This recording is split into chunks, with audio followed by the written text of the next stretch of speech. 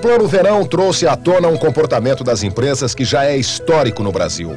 Desde 1979, sempre que a política salarial é alterada, a primeira tendência é seguir à risca as novas regras do jogo. Mas em seguida, os empresários reavaliam o impacto no mercado, nos negócios e entre os funcionários e tratam de superar na prática as novas leis. Em fevereiro deste ano, um mês após a decretação do choque verão, apenas 11% das empresas concederam aumentos maiores do que os previstos pelo governo. Os outros 89% fizeram exatamente o que dizia o plano. Calcularam os reajustes pela diferença entre o salário médio real de 88 e os salários pagos em janeiro de 89. As consequências foram imediatas no bolso do trabalhador. O poder aquisitivo dos empregados diminuiu entre 35% e 44% neste primeiro mês e chegaria a uma queda entre 40% e 50% em maio, conforme a data base de cada categoria. Para minimizar estes efeitos, as empresas começaram então a conceder reajustes adicionais. E em 2 meses, 80% delas já tinham passado por cima das leis salariais ditadas pelo governo. Na verdade, esta política de superar índices oficiais já vinha se firmando desde o ano passado. No final de 88, 35% das empresas mantinham os salários de seus funcionários 18% acima dos valores que teriam apenas com a correção pela URP. Mas aumentos reais como política formal acontecem em um número pequeno de casos. E a tendência é igual tanto no Plano Verão quanto nos semestres anteriores. Não passam de 12% as empresas que projetam em orçamento a adoção dessa atitude e os aumentos ficam em torno de 16%, geralmente para os cargos de diretoria. Esses dados fazem parte da última pesquisa realizada pela Coopers & Lybrand em 206 empresas de pequeno, médio e grande portes em 3 regiões do país. Uma nova pesquisa é feita a cada semestre, dando um retrato preciso do mercado naquele momento e traçando tendências para os próximos períodos. São informações importantes na hora de se planejar uma política de cargos e salários. São dados fundamentais para o gerenciamento eficiente de recursos humanos, que assume cada vez mais um caráter estratégico nas empresas. A forte tendência da internacionalização da economia e a busca incessante de caminhos alternativos para enfrentar os ciclos de crescimento, estagnação ou recessão e as expectativas sociais impostas pela nova Constituição brasileira levam as organizações a repensarem sobre a sua assertividade e sinalizam cada vez mais um caminho de forte gestão participativa. Porque não adianta nada planejar cenários externos se os recursos internos da organização não forem administrados dentro do mesmo enfoque. A missão básica, portanto, da área de recursos humanos é a de obter produtividade, ganhar qualidade, analisar sistemas de contributividade funcionais e pessoais, eliminando quaisquer desperdícios e promovendo a eficácia. Por esses aspectos, nós podemos perceber que o papel da área, ele extrapolou a própria atividade de rotina e tem hoje como desafio definir critérios, procedimentos e mesmo instrumentos para lidar com os conflitos organizacionais, para administrar custos com pessoal, zelar pela manutenção do compromisso entre empregado e empregador e mesmo otimizar a competência do desempenho. No curso natural da industrialização de um país, as 3 fases características são: primeiro, a produção, a segunda é a comercialização e desenvolvida através do conceito de marketing, e a terceira é a fase social. O Brasil já passou pela parte de produção, ou seja, já ultrapassou, já produz hoje com uma indústria bastante diversificada.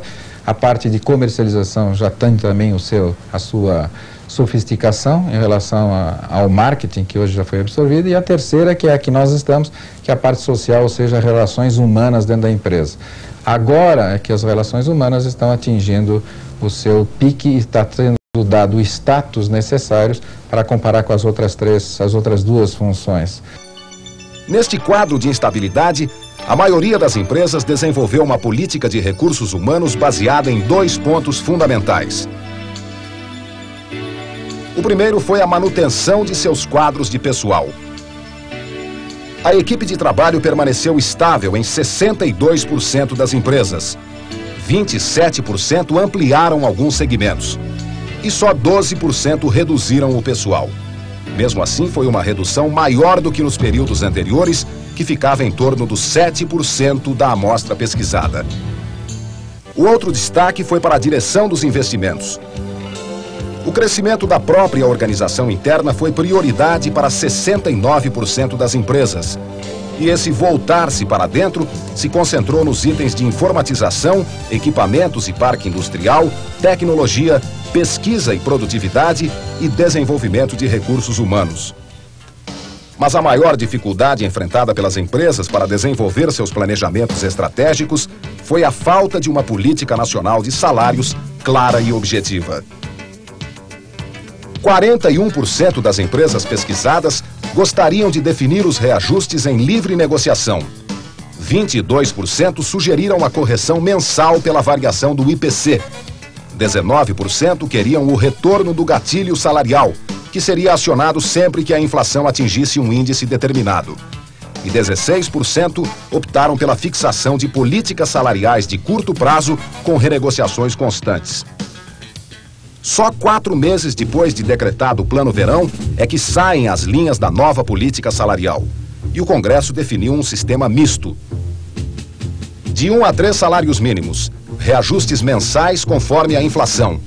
De 3 a 20 mínimos, gatilho mensal em 5% e reposição das perdas frente à inflação a cada trimestre. E acima de 20 mínimos, livre negociação. Embora grande parte das empresas participantes dessa pesquisa, 41%, preferissem a livre negociação salarial, em nossa opinião, não existe maturidade suficiente para sua implementação global.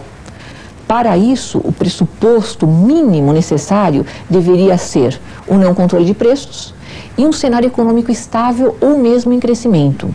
E num cenário econômico recessivo, essa política salarial tenderá a proteger os menores salários e, sem dúvida, causará uma queda no poder aquisitivo daqueles mais elevados. Portanto, terá uma eficácia efêmera.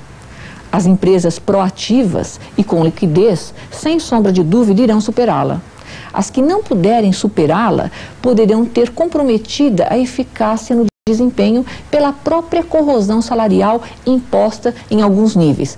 Num cenário mais estabilizado ou mesmo em crescimento, essa política já aprovada poderá ser o início da minimização das diferenças salariais existentes entre os diversos níveis operacionais e gerenciais da organização. E, sem dúvida, ela caminhará para a manutenção do poder aquisitivo no topo da pirâmide e não efetivamente um achatamento e garantirá avanços reais para a base, fazendo com que a altura dessa pirâmide de salários seja menor. Aos empresários e aos profissionais de recursos humanos, portanto, cabe a avaliação constante do grau de sucesso que eles obtiveram na antecipação das necessidades organizacionais e de negócios e no desenvolvimento de recursos tecnológicos, financeiros e humanos para atendê-las.